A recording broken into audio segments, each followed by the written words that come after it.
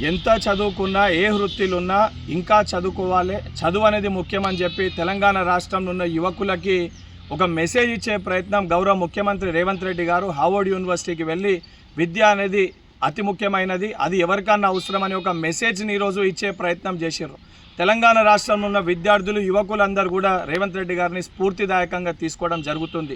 ఈరోజు సిగ్గుశరం లేకుండా 10 ఏళ్ళు నువ్వు అధికారంలో ఉన్నప్పుడు ఇతర దేశాలకు వెళ్ళి ఏదైతే ఆమ్స్టర్డామ్స్ వంటి స్థలాలకు వెళ్ళి చాటుగా వెళ్ళి నువ్వు చేసిన కార్యక్రమాలు తెలంగాణ రాష్ట్రంలో నీ సన్నిహితులతోటి ఏ రకంగా డ్రగ్ కల్చర్ని నువ్వు ప్రమోట్ చేసినా కూడా యావత్ తెలంగాణ చాలా స్పష్టంగా అవన్నింటినీ గమనించింది.